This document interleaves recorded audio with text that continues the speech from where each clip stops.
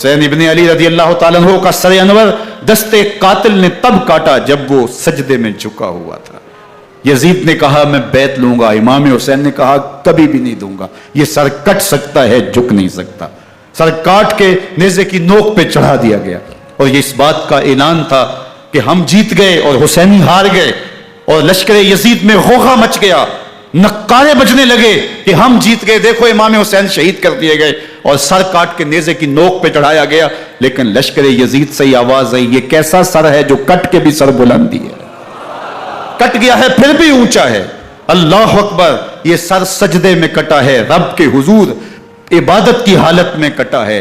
حسین آج بھی سجدے میں ہے، اللہ اکبر، حسین آج بھی سجدے میں ہے، بلکہ کٹے ہوئے سر کا رخ زمین کی جانب تھا اور کٹی گردن آسمان کی طرف، یوں نیزے پہ پرویا گیا۔ اللہ اکبر، ایک شاعر نے نقشہ کھینچا، بآنکھ سر نیزے پہ اور سوئے زمین ہے روح، یعنی سجدہ ثانی کی ہے آرزو۔ رکعت کے 2 سجدے ہوتے ہیں، ابھی ایک سجدہ ہوا تھا کہ دستے قاتل نے سر کاٹ دیا، کہا حسین کی پیشانی میں دوسرے سجدے کی تمنا مچل رہی ہے۔ یہ تھا حسین ابن علی کا سجدہ، ساری زندگی رب کے حضور سجدہ قضا نہیں ہونے دیا۔ آج پانی نہیں ہے، اللہ اکبر، آج تیمم کر لیتے ہیں، آج اپنے خون کو اوڑ کر کے حسین نے اپنی پیشانی اپنے مالک کے حضور جھکا کر کے عظیمت کی وہ انوکھی داستان رقم کر دی کہ صدیاں گزرنے کے باوجود بھی ان کی یادوں کے چراغ روشن ہیں۔ جب حضرت امام حسین اور دوسرے آیان و انصار کو شہید کر دیا گیا تو ان کے سر نیزوں کی نوک پہ چڑھا دیے گئے۔ حضرت امام حسین کا کٹا ہوا سر اور باقی 71 افراد کے کٹے ہوئے سر نیزوں کی نوک پہ، اور 10 سواروں کو ابن سعد نے کہا کہ ان کو رون دو، اور گھوڑوں کی ٹاپوں تلے حضرت امام حسین رضی اللہ تعالیٰ عنہ اور ان کے آوان و انصار کو جو ہے وہ روندا گیا، حتیٰ کہ ان کی استخوان مبارک، ان کی ہڈیاں بھی چور چور ہو گئیں۔ روننے سے قبل ان کا لباس اتار لیا، ان کے کپڑے اتار لیے گئے۔ اللہ اکبر، کیسی دردناک گھڑیاں تھیں۔ یزید کا صرف یہی بد کرداری کا مرحلہ نہیں تھا، اس کربلا کے صحرا کے اندر یزید نے جس طرح امام حسین رضی اللہ تعالیٰ عنہ کو شہید کیا اور حضرت امام حسین کے خاندان کو شہید کیا، جب مدینہ المنورہ پر یزید نے مسلم بن عقبہ کو مقرر کیا، جس کو بزرگوں نے مصرب بن عقبہ کہا ہے، تو اس کو کہا 3 دن تک مدینے کا حرم تمہارے لیے حلال ہوگا، جو چاہو تم کرنا، اور شامی فوجوں کو اجازت ہوگی۔ تو وہاں بھی انہوں نے 10,000 تابعین اور 700 صحابہ کو شہید کیا۔ حضرت ابو سعید خدری رضی اللہ تعالیٰ عنہ گھر سے باہر نکلے، کافی بوڑھے ہو چکے تھے، تو انہوں نے حضرت ابو سعید خدری کو پکڑ لیا، کہا تم کون ہو؟ کہا مجھے ابو سعید خدری کہتے ہیں۔ تو کہا ہاں تمہارا نام سنا ہے، اور داڑھی سے پکڑ کے کھینچا اور کہا کہ ہے تمہارے پاس جو ہمیں دو؟ تو کہا کہ میرے پاس تو کچھ بھی نہیں، میں تو فقیر آدمی ہوں۔ تو ان کے گھر ان کو لے گئے، تو 2 کبوتر رکھے تھے حضرت ابو سعید خدری نے، تو وہ کبوتر لوٹ کے لے گئے۔ اللہ اکبر، حضرت ابن سنان رضی اللہ تعالیٰ عنہ کو جو حضور کے علم بردار تھے فتح مکہ کے دن، ان کو ستو پہلے پہ لائے اور پھر ان کی گردن کاٹی گئی اور کہا یہ ہے وہ ستو جو تم زندگی میں آخری بار پیو گے۔ ایک گھر میں داخل ہوئی شامی فوج، تو ایک خاتون کے ابھی بچہ پیدا ہوا تھا، اور قابلہ نے، دائیا نے، وہ بچہ ماں کی چھاتی پہ لٹایا اور وہ ماں کا پہلا دودھ پی رہا تھا۔ تو یہ جا کے کہنے لگے نکالو تمہارے پاس جو کچھ ہے۔ تو اس خاتون نے کہا تم جانتے ہو یہ بچہ کون ہے؟ تو انہوں نے کہا ہم نہیں جانتے۔ کہا یہ حضرت ابن ابی کبشہ انماری رضی اللہ تعالیٰ عنہ کا بچہ ہے، اور یہ وہ صحابی ہیں کہ جو بیت الشجرہ کے موقع پہ حضور کے ہاتھ پہ بیعت کرتے ہیں۔ انہوں نے اس چیز کا لحاظ نہ کیا کہ جو کچھ ہے وہ ہمیں دو ورنہ تیرے بچے کو نہیں چھوڑیں گے۔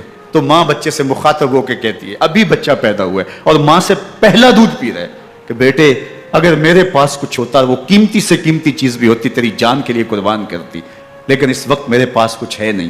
تو ایک شکی آگے بڑھا اور بچے کو ایک ٹانگ سے پکڑ کے کھینچ کے دیوار کے ساتھ پٹخ کے مارا، جس سے دماغ کا بھیجا نکل گیا۔ کیا کیا زیادتیاں نہیں کی۔ 700 صحابہ حرہ کے واقعہ میں شہید کیے یزید نے، اور 10,000 تابعین شہید کیے۔ مسجد نبوی میں ممبر رسول کے ساتھ گھوڑے باندھے، اور وہ ممبر رسول اور مصلی رسول کے قریب لیڈ کرتے رہے۔